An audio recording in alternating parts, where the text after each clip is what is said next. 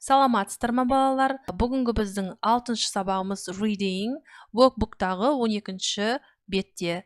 Workbook, page number 12. What are you into? What are you into? Сіз неге қызығасыз? Енді бұл жерде favorite things тақырыбы, сүйікті ісі. Бұл жерде 3 түрлі сурет берген, 3 түрлі адамдардың қызығушылығын сипаттап кеткен. Алдымен біз оқып аламыз, одан кейін аударамыз. Окей? Саймон, мінеки суреттегі нұсқасы, бұл жерде параграф 3. What's my favorite thing? My bike. I'm really into cycling. I've got a fantastic bike. It's old, but it's very good. I like cycling in the mountains with my friends. I'm interested in sport, especially tennis. I'm a big Wimbledon fan. B нұсқасы, Кареннің сипаттамасы берілген. I am a music fan, and my favorite thing is an old CD by Kylie Minogue. It's called Fever. I've got 60 pop and hip-hop CDs, but Fever is my favorite. Окей, C нұсқасы, Лулу және Анна. We are mad about animals, and we've got a dog called Ollie. He's our favorite thing. We are also into photography. We've got hundreds of photos of Ollie on the computer, and he's got his own website, Ollie's World. Мінеки, енді аударамыз. А нұсқасы, нұсқасы. Менің сүйікті ісім не? Қандай? Менің сүйікті ісім велосипед. Мен шын мәнінде велосипедті өте қатты ұнатамын, қызығамын. Менде фантастикалық велосипед бар. Ол өте ескі, бірақ ол өте жақсы ескі болғанымен. Мен велосипедті таулардың ішінде достарыммен айдағанды ұнатамын. Мен спортқа өте қатты қызығамын, әсіресе теннисті. Мен Уимблдонның фанатымын дейді. Окей, бұл Саймонның сөзі. Кеттік, Кареннің сөзі. Мен музыкалық фанатпын. Және менің сүйікті ісім ол Kylie Minogue әншінің ескі CD дисктерін жинау. Ол әсіресе оның ішіндегі Fever деген альбомы. Fever деген альбомның атын айтып тұр. Менде 60 шақты поп және хип-хоп стилінде, хип-хоп жанрындағы CD дисктер бар. Бірақ Fever деген альбом, осы Fever атты альбомы, ол менің ішіндегі ең сүйіктісінің бірі болып табылады. Бұл Кареннің сөзі. Окей, Лулу және Анна. C нұсқасы. Біз дейді, бұл жерде екі қыз өзінің сипаттамасын айтып тұр. Біз жануарларды өте қатты жақсы көрем және қызығамыз дейді. Және де бізде итіміз бар, оның аты Олли. Ол біздің сүйікті ісіміздің бірі болып табылады, яғни ит айтып тұр. Және де біз суретке түскенді өте ұнатамыз дейді. Суреттерге қызығамыз дейді. Бізде Оллидің дейді, компьютердің ішінде жүздеген фото суреттер бар. Және де оның деп Оллиді айтып тұр итті, оның өзінің жеке веб-сайты бар дейді, компьютердің ішіндегі. Ол жаңа веб-сайтының аты Оллис әлемі. Мінеки, балалар. Аударып, мағынасын түсініп, әр кейіпкердің қандай сүйікті ісімен айналысатынын біз білдік. Окей, and бізде кезекте exercise. Exercise number 2.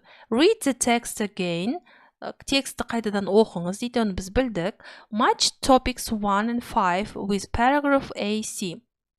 Бұл жерде біз бетеміз, балалар.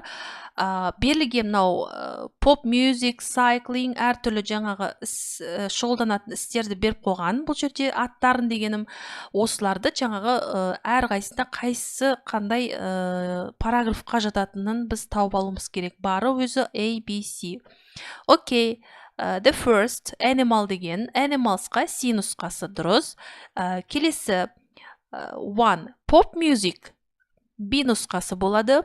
Cycling, екінші cycling, A нұсқасы. Үшінші, a singer, B нұсқасы. Төртінші, sport, A нұсқасы. Бесінші, photography, C нұсқасы. Окей. Next, exercise number 3. Read the text again. Are the sentences true or false? Біз бұл тапсырманы өте жақсы білеміз. Әсіресе true және false. True рас, false өтірік.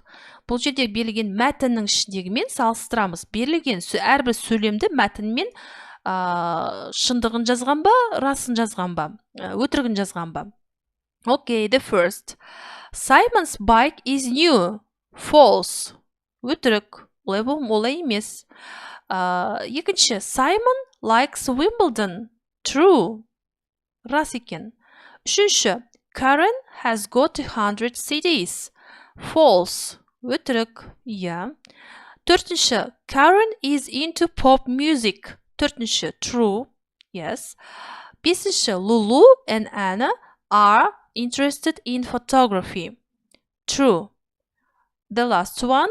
Алтыншысы, Ollie's World is the name of a book. False. Өтірік болады. Өйткені оның веб-сайты бар, кітап емес. Okay, next. Exercise number 4. This. Answer the questions. Сұрақтарға жауап беріңіз дейді. Write complete sentences. Okay.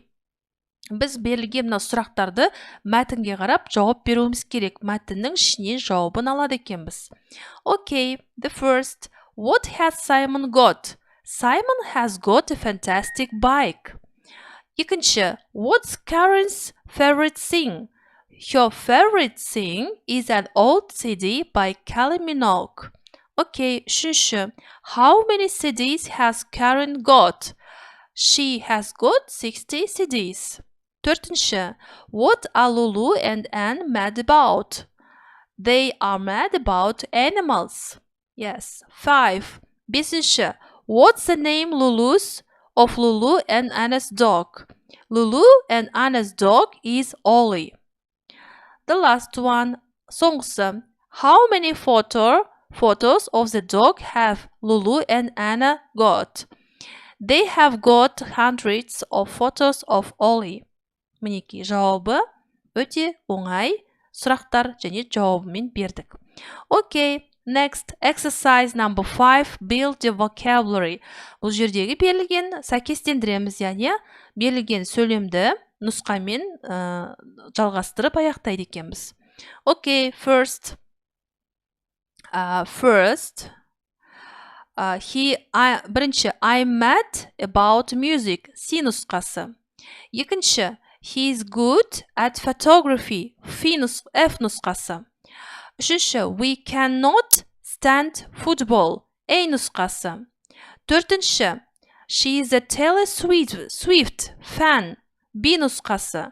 Бесінші, I'm not into books, I prefer computers, D нұсқасы.